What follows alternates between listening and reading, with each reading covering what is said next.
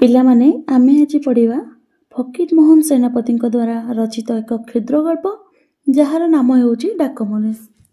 ହରି ସିଂ ସରକାରୀ କର୍ମରେ ବାହାଲ ହେବା ଦିନଠାରୁ ମଫସଲର ସାନ ବଡ଼ ଅନେକ ପୋଷ୍ଟ ଅଫିସକୁ ବଦଳି ହୋଇ କର୍ମ ଇଞ୍ଜାମ କରିଆସିଲେଣି। ଆଜକୁ 10 ବର୍ଷ ହେଲା କଟକ ସଦର ପୋଷ୍ଟ ଅଫିସରେ ବରାବର ରହି କାମ କରୁଛନ୍ତି। ଭଲ ରୂପେ କର୍ମ କରିବାରୁ ପ୍ରମୋସନ ପାଇଲେଣି। ବର୍ତ୍ତମାନ ସେ ହେଡ୍ ପିଅନ, ଦରମା ମାସକୁ 9 ଟଙ୍କା। କଟକ ସହରରେ ସବୁ ଜିନିଷ କିଣା, ନିଆଁ ଟିକକ ପାଇଁ ଦିଆସିଲଟା ମଧ୍ୟ ନ କିଣିଲେ ନୁହେଁ। ଅତି କଷ୍ଟରେ ଚଳି ସୁଦ୍ଧା ମାସକୁ 5 ଟଙ୍କାରୁ ଊଣା ଖରଚ ପଡ଼େ ନାହିଁ। କୌଣସି ରୂପେ ଘରକୁ 4 ଟଙ୍କା ନ ପଠାଇଲେ ନୁହେଁ। ଘରର ସ୍ତ୍ରୀ ଆଉ 8 ବର୍ଷର ପୁଅ ଗୋପାଳ। ମଫସଲ ଜାଗା, 4 ଟଙ୍କାରେ କୌଣସି ରୂପେ ଟାଣଟୁଣା ହୋଇ ଚଳିଯାଏ। ସେଥିରୁ ପଇସାଏ ଊଣା ହେଲେ ଅଚଳ। ଗୋପାଳ ଅପର ପ୍ରାଇମେରୀ ସ୍କୁଲରେ ପଢ଼େ।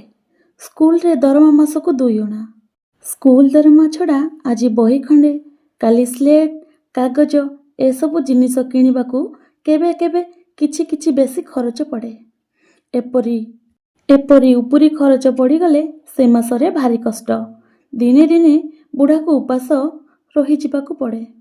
ଉପାସ ହେଉ ପଛେ ମୋ ଗୋପାଳଟି ପଢ଼ୁ।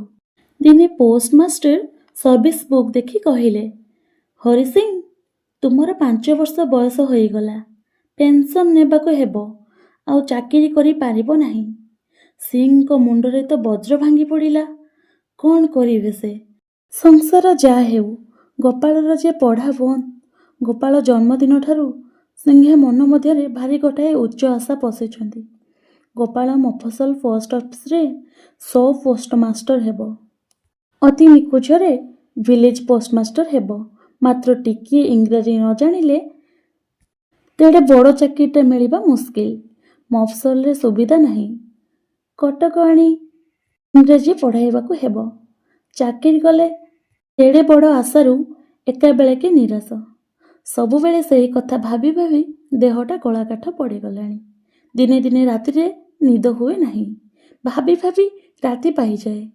ସିଂଙ୍କ ଉପରେ ପୋଷ୍ଟମାଷ୍ଟର ବାବୁଙ୍କର ଭାରି ମେହେରିବାନ। ବସାରେ ମୁକରରୀ ଚାକର ଥିଲେ ମଧ୍ୟ ସରକାରୀ କାମ ସାରି ସଞ୍ଜବେଳେ ସିଂହେ ବାବୁଙ୍କ ବସାରେ 2-4ଟା କାମଦାମ କରିଦେଇ ଆସନ୍ତି। ସଞ୍ଜବେଳେ ଗୋଟିଏ ଆରାମ ଚୌକିରେ ପଢ଼ିବାକୁ ଇଂରାଜୀ ଖବରକାଗଜ ପଢ଼ିବା ବେଳେ ସିଂ ଯେଉଁ ମିଠା କଡ଼ା ଗୁଡ଼ାକୁ ଚିଲମରେ ସାଜି ଦିଅନ୍ତି, ସେହିପରି କେହି ଜାଣେ ନାହିଁ। ଦିନେ ସଞ୍ଜବେଳେ ସିଂ ଭଲ କରି ଗୁଡ଼ାକୁ ଚିଲମେ ସାଜି ଆଣି ଭଲ କରି ଚିଲମଟା ଫୁଙ୍କିଦେଲେ। ବାବୁଙ୍କ ମୁହଁରୁ ଇଞ୍ଜିନ ପାଇପରୁ ବାହାରି ପଡ଼ିଲା। ଧୂଆଁ ଗୁଡ଼ାକ ଭଲ କରି ଭକ୍ ଭକ୍ କରି ବାହାରୁଛି। ଟିକିଏ ଟିକିଏ ଆଖି ବୁଜି ଆସିଲେଣି। ସିଂହେ ବୁଝିନେଲେ ଏଇଟା ଠିକ୍ ସମୟ।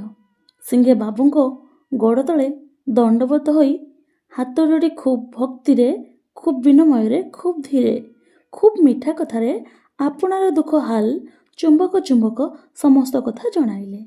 ଗୋପାଳ ସମ୍ବନ୍ଧରେ ତାଙ୍କର ଯେଉଁ ଉଚ୍ଚ ଆଶା, ତାହା ମଧ୍ୟ ଜଣାଇବାକୁ ପାସରିଲେ ନାହିଁ। ବାବୁ ସେହିପରି ନୟନ ମୁଦ୍ରିତ ଅବସ୍ଥା ଧୀର ଗମ୍ଭୀର ଭାବରେ କହିଲେ, ଆଚ୍ଛା, ଦରଖାସ୍ତ ଖଣ୍ଡେ ଲେଖି ଆଣ।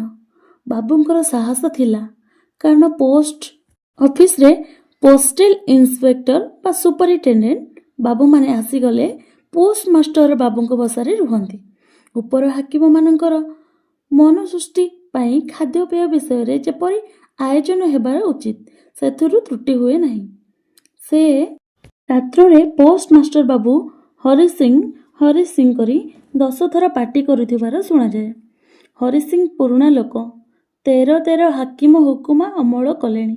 କାହାର କି ରକମର ମିଜାଜ, କିଏ କାହିଁରେ ଖୁସି ଜାଣନ୍ତି। ସେଦିନ ଅଧରାତି ଯାଏ ସିଂଙ୍କୁ ବାବୁଙ୍କର ବସାରେ ରହିବାକୁ ହୁଏ। କାରଣ ଓଡ଼ିଶାର କଦର୍ଯ୍ୟ ହାଓ୍ୱା ହେତୁରୁ କେହି ବାବୁ ହଠାତ୍ ପୀଡ଼ିତ ହୋଇ ବାନ୍ତି କରି ପକାଇଲେ। ହରି ସିଂ ସୋଢ଼ା, କାଗଜି ଲେମ୍ବୁ ପ୍ରଭୃତି ହାଜର କରାଇ ବାବୁଙ୍କୁ ସମ୍ଭାଳି ନିଅନ୍ତି। ବାବୁ ମାନେ ଆରାମ ଶୟନ କଲେ। ଥରେ ସିଂହେ ଅଧରାତିରେ ବସାକୁ ଯାଇ ଆପଣା ପାଇଁ ରୋଷେଇ କରନ୍ତି। ଏହି ସୂତ୍ରରେ ସିଂହେ ଉପରବାଲାଙ୍କ ହାକିମମାନଙ୍କଠାରେ ପରିଚିତ। ହରି ସିଂଙ୍କ ଦରଖାସ୍ତ ପିଠିରେ ପୋଷ୍ଟମାଷ୍ଟର ବାବୁ ଭଲ ରୂପେ ସୁପାରିଶ କରି ସଦରକୁ ପଠାଇ ଦେଲେ। ଅଳ୍ପ ଦିନ ମଧ୍ୟରେ ଏକ ଟେନସନ୍ ହୁକୁମ ପହଞ୍ଚିଲା। ସିଂହେ ତ ମୁହଁ ଖୁସି।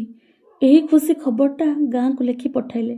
ବର୍ତ୍ତମାନ ସର୍ବସ୍ୱ ଲୋକେ ଉପସ୍ଥିତ ସୁଖ ବା ଦୁଃଖରେ ବିମୋହିତ ହୋଇ ପଡ଼ିଥାନ୍ତି। ଭବିଷ୍ୟତ ବିଧାତା ତାଙ୍କ ପାଇଁ କ'ଣ ବିଧାନ କରୁଛନ୍ତି ତେଣିକି ଥରେ ହେଲେ ଅନାଇବା ଦରକାର ମଣନ୍ତି ନାହିଁ। ସିଂହଙ୍କର ଏତେ ବଡ଼ ଆନନ୍ଦଟା ପାଣି ଫୋଟକା ପରି ଫାଟିଗଲା। ଘରଠାରୁ ଚିଠି ଆସିଲା। ଗୋପାଳ ମାଆର ସନ୍ନିପାତ ରୋଗ। ଜୀବନର ଆଶା ନାହିଁ। ସିଂହେ ପୋଷ୍ଟମାଷ୍ଟର ବାବୁଙ୍କ ଚିଠି ଖଣ୍ଡିଏ ଦେଲେ। ବାବୁ ବଡ଼ ଦୟାଳୁ ଲୋକ। ତତ୍କ୍ଷଣାତ୍ ଛୁଟି ଦେଲେ। ସିଂହ ଏକ ନିଶ୍ୱାସରେ ଘରକୁ ଧାଇଁଲେ। ଘରେ ପହଞ୍ଚି ଯାହା ଦେଖିଲେ ତାଙ୍କ ଆଖିର ଜ୍ୟୋତି ହଜିଗଲା। ଜଗତଟା ଯେମନ୍ତ ଅନ୍ଧକାରମୟ। ବୁଢ଼ୀର କଥା ଶେଷ ପ୍ରାୟ ହେଲାଣି।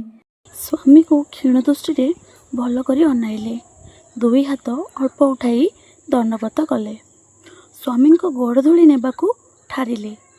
ସେହି ଧୂଳି ଟିକକ ପାଇଁ କି ଅନାଇ ରହିଥିଲେ। ସବୁ ଶେଷ ହେଲା। ସିଂହଙ୍କର ପ୍ରକୃତ ଗୃହ ଭଗ୍ନ ହେଲା। ସେ ଘରର ମାଲମତା ଦୁଇ ଖଣ୍ଡ ବିକ୍ରି କରି ପିଲାଟିକୁ ଧରି କଟକ ପଳାଇ ଆସିଲେ। ପେନ୍ସନ୍ ହୋଇଗଲାଣି ଭାରି ଅଚଳ। ଲୋଟା କଂସା ଯାହା ଦୁଇ ଖଣ୍ଡ ଥିଲା ବିକି ବାକି ଖାଉଛନ୍ତି। ଚାକିରିରେ ଥିବା ବେଳେ ଅତି କଷ୍ଟରେ ମାସକୁ 2-4 ଅଣା ସଞ୍ଚି ସର୍ଭିସିଂ ବ୍ୟାଙ୍କରେ କିଛି ରଖିଥିଲେ। ସିଂହଙ୍କର ପ୍ରବଳ ଆଶା ଗୋପାଳ ପାସ୍ କଲେ ସବୁ କଷ୍ଟ ମେଣ୍ଟିବ। ଗୋପାଳ ମଧ୍ୟ କେତେଥର ଭରସା ଦେଇ କହିଲାଣି, ବାପା ଧାର କରଜ କରି ମୋତେ ପଢ଼ାଅ, ଚାକିରି କରି ଶୁଝିବି। ହରିସିଂଙ୍କର ଆର୍ତ୍ତ ପ୍ରାର୍ଥନା ଦୀନବନ୍ଧୁ ପ୍ରଭୁ ଭଗବାନ ଶୁଣିଲେ। ଗୋପାଳ ମାଇନର ପାସ୍ କଲା। ସିଂହଙ୍କର ଆନନ୍ଦର ସୀମା ନାହିଁ। ସେଇ ପୁରୁଣା ପୋଷ୍ଟମାଷ୍ଟର ବାବୁ ଅଛନ୍ତି।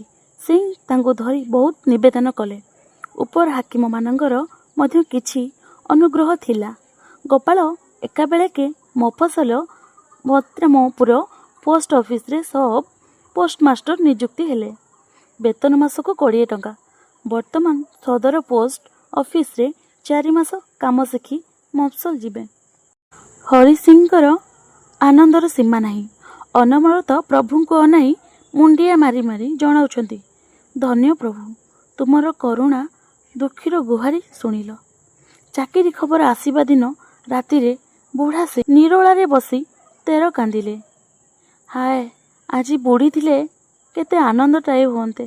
ତାଙ୍କ ଗୋପାଳ ହାକିମି ଚାକିରି ପାଇଲା। ଆନନ୍ଦ ଉତ୍ସବରେ ଗଡ଼ି ଯାଉଥାନ୍ତେ। ହାୟ, ଅଭାଗୀ ଗୋପାଳ ଦେଖିବାକୁ ନାହିଁ। ହେଉ ହେଉ, ଗୋପାଳ ତ ହାକିମ ହେଲା। ପ୍ରଭୁ ଗୋପାଳଟିକୁ ରକ୍ଷା କରନ୍ତୁ। ଗୋପାଳ ପ୍ରଥମ ମାସ ଦରମାଟା ପାଇ ବୁଢ଼ା ହାତରେ ଦେଲେ। ବୁଢ଼ାର ଆନନ୍ଦ କହିଲେ ନ ସରେ। ଗୋଡ଼ ତଳେ ପଡ଼ୁନାହିଁ। ପୁଅ ହାକିମ ଏତେ ଗୁଡ଼ିଏ ଟଙ୍କା ମାସକରେ ମଧ୍ୟ ଆଣିଲେ। ଆରଦିନ ସକାଳେ ଲଣ୍ଡଭଣ୍ଡ ହୋଇ ବଜାରକୁ ଧାଇଁଲେ। ଜୁତା, କୁର୍ତ୍ତା, ଲୁଗା ଯାହା ଯାହା ଦରକାର କିଣାଗଲା। ଗୋପାଳ ଯେ ହାକିମ ହେଲାଣି, ସେ କ'ଣ ଯେ ସେ ଲୁଗା ପିନ୍ଧିବ? ବେକ ଦେଖି ସିନା ବିକ। ସେହିପରି ପୋଷାକ ଲୋଡ଼ା। ଏଣେ ଗୋପାଳ ବାବୁ ଅଫିସରେ 5 ଜଣ ବାବୁଙ୍କ ସାଙ୍ଗରେ ବସି ଇଂରାଜୀ ଲେଖନ୍ତି। ବାବୁମାନଙ୍କ ସହିତ ସବୁବେଳେ କାରବାର ସମସ୍ତେ ଡାକନ୍ତି। ଡାକମୁନିସ୍ ବାବୁ, ପୁରା ନାମ ଗୋପାଳଚନ୍ଦ୍ର ସିଂ।